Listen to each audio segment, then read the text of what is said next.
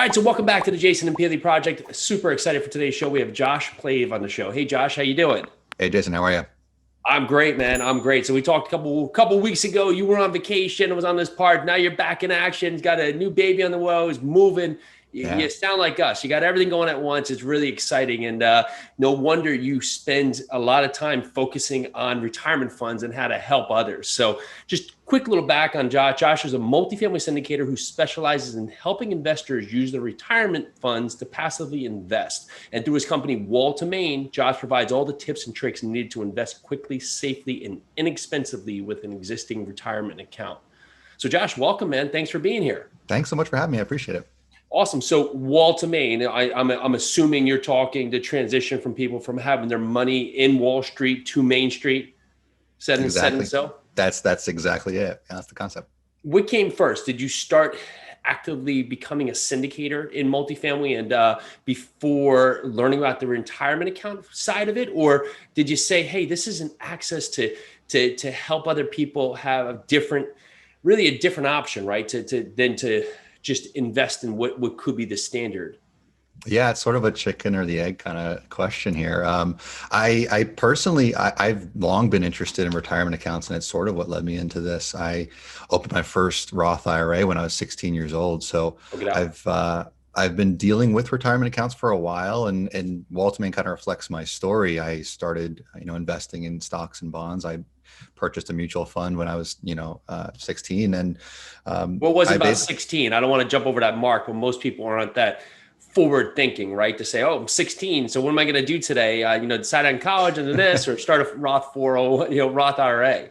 So yeah, what was it that you said, "This is the moment I need to jump in"? Well, my mom and my grandfather were both CPAs, so they really kind of instilled this forward-thinking, future-viewed, mindset in me. And at the time, I had been a camp counselor that summer, and so I had a couple $1,000s, and I thought, okay, I've already paid taxes on it. Hmm. I've heard of this Roth IRA thing, so I figured I should just invest in what I know. I was into airplanes at the time, so I bought an aerospace and defense mutual fund and let it ride. So that was, kind of where I started. And then, moving from there, my mother and my grandfather that I just mentioned, they actually both passed away a few years ago. And what that did was it left me with the retirement plans of a baby boomer and a greatest generation member. And I kind of needed to figure out how to take their legacy, preserve it, and continue, the effort that they had put forward through their entire lives and make sure I don't squander it. So I kind of started to look at all of my options and what I could do with it. Eventually that ended up leading me, like you said, to multifamily. And that's, I figured out that I could invest passively in multifamily. I then became a active multifamily operator and a GP. And now I help other investors come in from the LP side and invest passively with their retirement accounts, because not a lot of folks know they can. And also there's a lot of confusion surrounding the topic. So I try to simplify it for folks and make sure that they understand, it's once you have it down, it's no simpler than, or no more complicated than just using cash. So talk to us about the transition from being a limited partner who was investing passively to an operator, right? Because many times people like to stay on the passive side, but there are a number of people who are just trying to figure out this whole world of investing in multifamily. And maybe they'll start passively, but they're not sure of some of the steps to jump into an active role. Yeah. So for me, I knew it came at a time where I was transitioning careers anyways. And so I knew that I was going to start with the funds, passively investing. And I knew I wanted to kind of use it as a method to learn, how to operate multifamily. So it was kind of intentional. I didn't just start passively and say, "Hey, it looks like it might be fun." I knew I was going to end up with it active eventually, and so I used the opportunities where I invested passively in multifamily, and I also do private money lending, and I use both of those opportunities to get a feel for how real estate is operated. I learned, how to analyze deals, how to take a look at, all the financials and the pro formas, and conduct due diligence on a property, and then shifted over to active when I felt comfortable. So how do people find you for private lending, and what are some of the criteria you look for to make sure that your investment is as safe as it could potentially be? Yeah, it's a different ball game for sure. I personally, I don't do a ton of it. I did it mostly as I started to kind of set up my multifamily operation. I knew it was going to take some time, so I conducted some private money loans in the meantime to keep the velocity of money or of cash up. So I ended up finding them at a local meetup back when we all did in-person meetups. And I basically happened to bump into a friend of my wife's coworker. And so, or sorry, the boyfriend of my friend's coworker. And so it was a guy I had met at a party previously. And I go, hey, wait a second. I met you a few weeks ago at a party, like you do real estate. And so we got to talking, and he had some properties in Boston, which is actually where I went to college. And so I was familiar with the market. So one thing is just be familiar with the market that you're, conducting business in. You want to have an eye of where things are going to be when the project's completed in 8 to 12 months. And if the, property will be able to sell, and if there's going to be fast velocity with, the different units that are being renovated. So I was comfortable with who it wasn't just somebody I had to vet, from a business perspective. I knew them personally. I knew they weren't just going to take the money and run. So I knew they were in my community around me, and I could hunt them down if I needed to. Awesome. And so that transition now is so even going into multifamily, right? So you've done the lending on that side, and now helping investors having the better opportunity to use their retirement accounts. Talk to us about why some people would want to, right? Because most people just think, oh, I don't have the money to invest right now, but they forget to think about all options that could potentially be helpful to them, thus, of course, retirement accounts. So what are some of the main points that people need to be aware of that maybe they haven't thought of?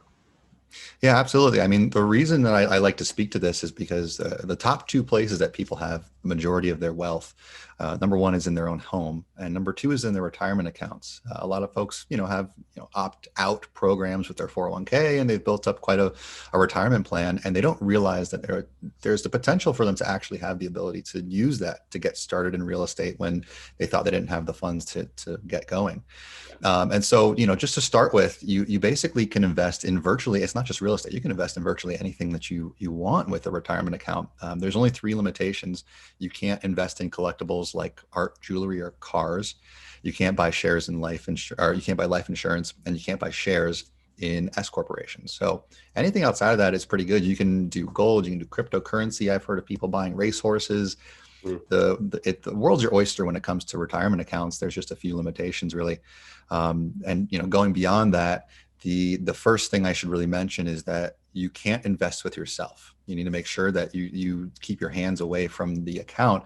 Your account can't benefit from you and your actions, and you can't benefit from the trades of your actual retirement account. So like you can't buy a fix and flip property and go in and start doing the renovations yourself, because you're putting in sweat equity to the property.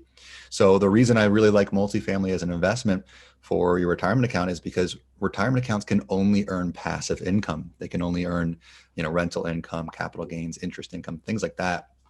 And it happens to fit and align perfectly with multifamily. So really, in general, I like to think of retirement accounts like they're a completely different person. Don't view it as just a separate account of yours that you can just make use of. You got to have a slightly different mindset when you go into it. Yeah, I love that. And so what are some of the things that don't tend to benefit retirement accounts when investing in multifamily? The big thing you need to look out for are there are actually taxes when investing in multifamily if using certain accounts. There are 2 types of retirement accounts. There are the self-directed IRA, and there's the solo 401k. And when you use a solo 401k, if you're self-employed, you can sponsor that, and luckily it's completely tax-free. It remains like a normal retirement account. But when you're using a self-directed IRA, because when they created the IRA, they were trying to incentivize you to tax defer your dollars and plan for your future.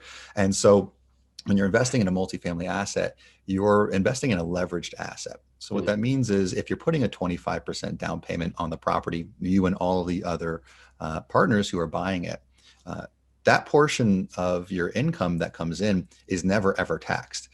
You bought the property with the income, the 25% of the property's total purchase price. But when you're bringing in 75% leverage on that same property, you're bringing in non-tax deferred dollars. So you're taking the bank's money, who's not in an IRA, it's not retirement dollars, and those non-tax deferred dollars are benefiting your tax deferred dollars. Because of that situation, the IRS is fine with it. They just say you need to pay tax on the income that is generated by that leverage.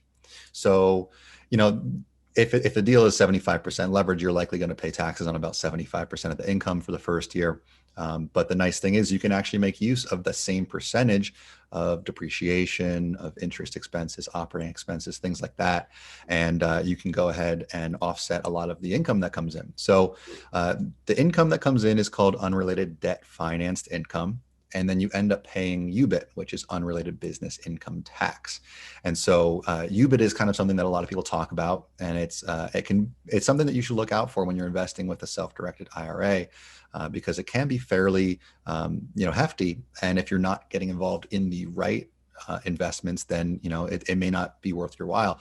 I went ahead and I built I think the industry's first UBIT calculator, and have been able to kind of take a look at how impactful UBIT can be, and also figure out which deals are the right ones that you should get involved in. That's kind of why I started Walta Main. So I'm specifically looking for opportunities for my investors that are perfectly aligned for retirement accounts. There are some that just don't make sense, and some that really, really do. And you find that calculator over at wall2main.com? Yes. Yeah. So the calculator, it's kind of a misnomer. It's not really a calculator. It's a gigantic Excel spreadsheet that I built. And so unfortunately, it's not something that, is easily manipulatable by people. I provide it to my investors for each deal. So for every time we offer projected return, earnings, we can also offer projected taxes and the eventual take home if you're using a retirement account. Got it. So yeah, and generally, if there's no leverage, of course, then you won't have that tax, but ultimately you won't be able to participate in like a cost segregation study or other points on that. Correct? Yes, exactly. The retirement accounts can only make use of the straight line method. They can't make use of cost segregation. Yeah, so that's one of the other things. So it depends, of course, like you said. So like, what are your needs here? Like there's many reasons why you want to use really retirement accounts, right? So maybe you want to diversify, maybe you want to have, an asset-backed investment. There's just a number of things here where if you're strictly in line to having it in stocks and bonds, and we've all seen the way the nature goes there, right? We have little control minus just watching things go up and down and hoping. And so for here, you get, to me, it's nice because people can look at the deal, look at the operator, and have a good indication of ultimately how this could benefit them in the long run. And with I think you said earlier, right, the most money out there is in your home and your retirement account.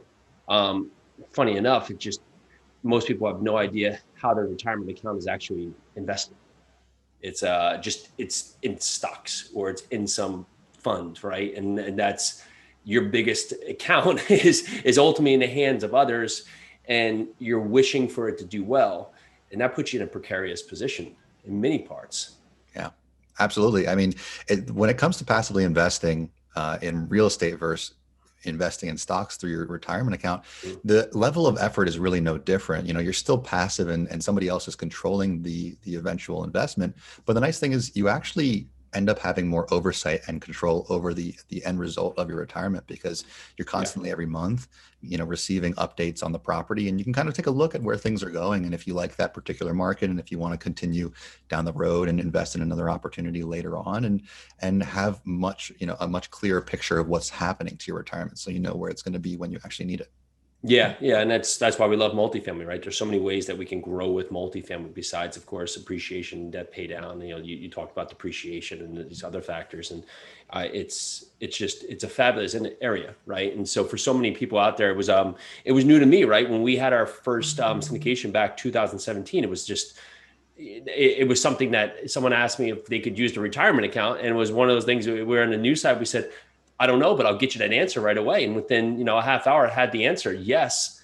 But it opens up a whole different world, right? Because people may not have the cash sitting in their pocket, but they have this money. And like a relative of mine, she had worked at a number of banks, just kept rolling over an IRA, and like literally just dead in the water. I think she had made like 0.03%. In like the last 4 years. And she's like, you do what with this? I was like, well, this is our projected returns. This is how the deal works. And she's now rolled this over, and she's now in control of it, and just watching it, fester along for the years and years and years. And when you can look at that and you say, wow, I can take back control of my future, right? And again, you are still investing passively. So use control in the right way. Control being you have a choice that you can do there. of course. Hey guys, again, thank you so much for taking the time to listen to our show. And if you love what you see, and I know you do, please rate, review, and subscribe. It would mean so much to us. Yeah, it absolutely means the world to us, helps us get out to a wider audience, really just capture more people that we can help you with this show. Again, if you're getting value, check us out. Thank you again. So grateful to you. What are the opportunities that you look for today in the multifamily world? Yeah, it's specifically because I'm looking for opportunities that are aligned with retirement accounts. It's a little trickier right now because bridge loans are a little harder to come by. Bridge debt is having a moment, but I specifically look for opportunities that can actually aim to refinance in halfway through the opportunity. So if the deal is supposed to be a 5-year projected hold, we look for chances where we're aiming to refinance in, let's say, year 3, because UBIT is most present.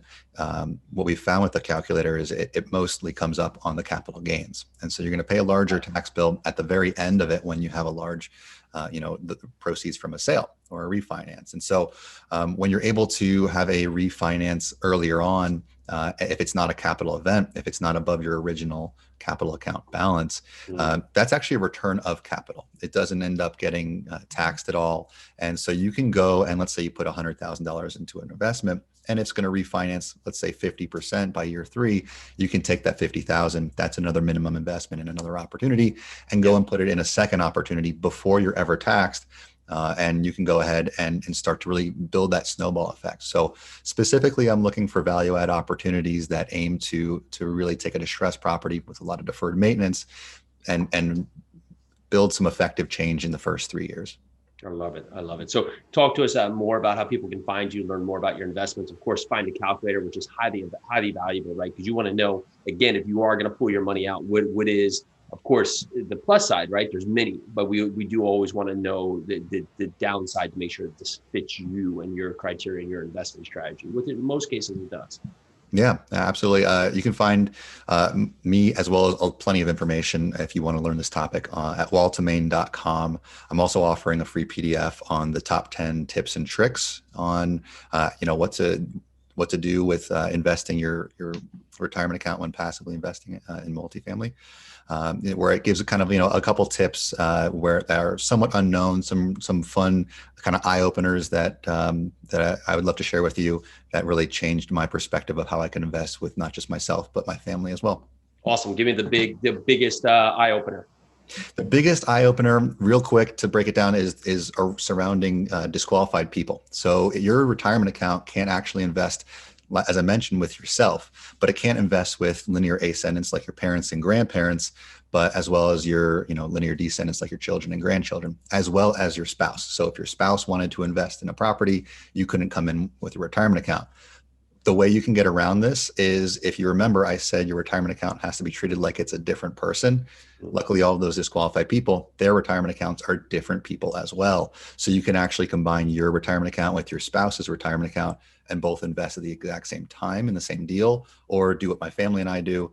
We all pool our funds into a holding company, and we can actually make use of more retirement dollars at a lower individual level. So if the minimum investment was $75,000, we can each get involved for $25,000, and that way we can be diversified across a greater number of deals on a personal level and find more opportunities.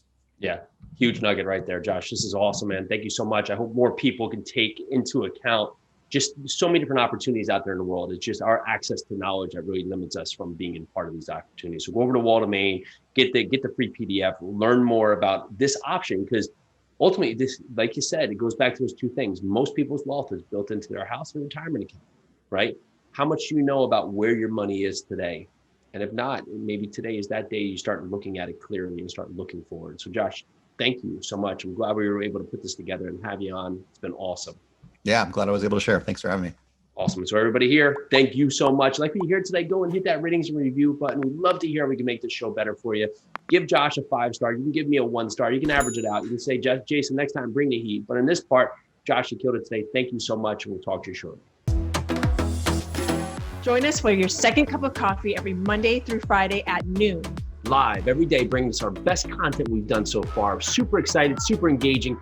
bunch of great guests. We're here to answer your questions, and we so appreciate you listening. Make sure to check this out. Can't wait to see you.